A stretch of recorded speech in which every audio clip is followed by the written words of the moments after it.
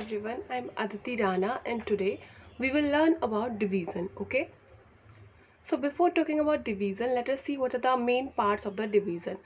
There are mainly four parts in the process of division. First is called dividend, then divisor, then quotient, then remainder. So see here one division is done for you. So what happened? जिस number से आप divide करते हैं उसे हम कहते हैं divisor. Okay, जिस बिग नंबर को आप डिवाइड करते हैं उस नंबर को कहा जाता है डिविडेंड. ओके, और जो आपको रिजल्ट ऑब्टेन होता है उसे कहा जाता है क्वोशिएंट. ओके, एंड सपोज करिए यहाँ पे हमने क्या किया, 3 से 16 को डिवाइड किया. ओके, सो फर्स्टली हम देखते हैं वन डिजिट. सिर्फ वन डिजिट देखिए, वन. क्या 1 3 के टेबल से कट सकता है? नहीं कट सकता, बिकॉज ये 3 से स्मॉल है. दैट्स वाई यहाँ पे हमने 2 डिजिट को इकट्ठे लिया है डिवीजन प्रोसेस में. ओके, सो 16 3 के टेबल में नहीं आता बट 15 आता है. ओके, सो व्हाट हैपन, हम 6 से 5 सब्ट्रैक्ट करेंगे, यहाँ पे आएगा आपका 1. तो यानी कि जो लेफ्ट ओवर होता है, जो लास्ट में बचता है, उसे हम कहते हैं reminder. Okay, see words related to division in detail with their definition. The number which we divide is called the dividend. वो नंबर हम जिसे डिवाइड करते हैं उसे डिविडेंड कहा जाता है. The number by which we divide is called the divisor. जिस नंबर से हम डिवाइड करते हैं उसे डिवाइजर कहा जाता है. The result which is obtained after completing the process of division is called quotient. Okay, and the number left over is called the remainder. तो बेसिकली क्या हुआ, जो हमने प्रीवियसली एग्जांपल लिया था आपको एक्सप्लेन किया गया है कि किसे रिमाइंडर कहते हैं, किसे डिवाइजर कहते हैं. See this diagram. For more clarification let us see one more example. See here 891 is divided by 3. So what happen, हमने 3 से 891 को डिवाइड किया. जब भी हम डिवीजन करते हैं सबसे पहले आपको क्या करना है, सिर्फ वन डिजिट देखिए 8. क्या 8 3 से बड़ा है? क्या वो उसकी टेबल में ऐसा कोई नंबर है जो 8 से छोटा है और आता है? तो यस, 6 आता है 3 की टेबल में, और वो कितने टाइम आता है? 2 टाइम्स आता है. तो जितने टाइम आता है टेबल में वो हम यहाँ लिखेंगे, ठीक है, क्वेश्चन में.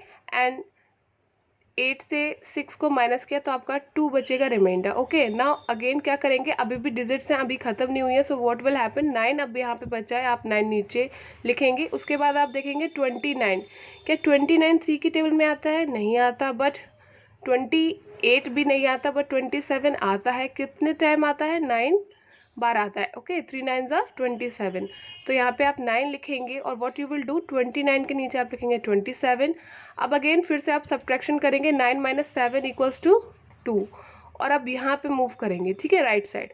सो व्हाट हैपन, अब यहाँ पे 1 बचा है, तो 1 को भी आप क्या करेंगे, नीचे लिखेंगे.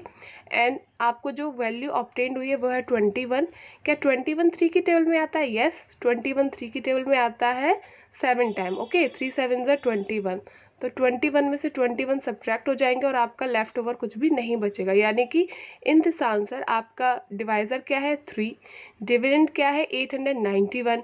आपका जो रिजल्ट ऑब्टेन्ड हुआ है यानी कि क्वेश्चन क्या है?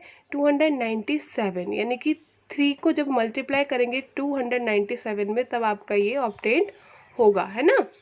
एंड रिमाइंडर क्या है? लेफ्ट ओवर क्या है? कुछ भी नहीं, यानी कि 0. Okay, question arises, what is the use of learning division process. हम अपनी लाइफ में कुछ भी सीखते हैं वो इसलिए सीखते हैं कि कुछ यूज़ उसका होगा हमारी डेली लाइफ में, ठीक है. कुछ ऐसी लाइफ की एप्लीकेशन होंगी जहां हम उस लर्निंग को अप्लाई कर सकेंगे. तो समझते हैं कि डिवीज़न आप कहाँ यूज़ कर सकते हैं अपनी लाइफ में. Suppose you want to divide, क्योंकि डिवीज़न का मतलब होता है किसी भी चीज़ को डिवाइड करना छोटे छोटे पार्ट्स में. इसलिए सपोज़ करिए आपके पास एक पिगी बैंक में मनी है और आप उसको सपोज़ करिए 215 रुपीज़ है और आपको उसे 5 चिल्ड्रंस में डिस्ट्रीब्यूट करना है, यानी कि डिवाइड करना है. तब आप डिवीज़न प्रोसेस का यूज़ कर देंगे, ठीक है. सपोज़ करिए पिज़्ज़ा है, उसमें 7 पीसेज हैं और आपको 3 बच्चों में डिवाइड करना है.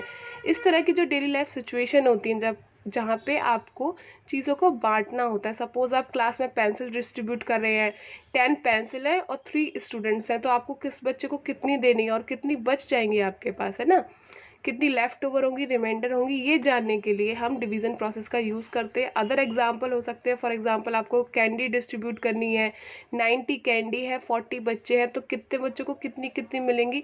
इस तरह की जो सिचुएशन होती है डेली लाइफ की, उनमें हम डिवीज़न प्रोसेस का यूज़ करते हैं. Okay, So thanks for watching, and if you know more example related to division from your daily life, you can comment below.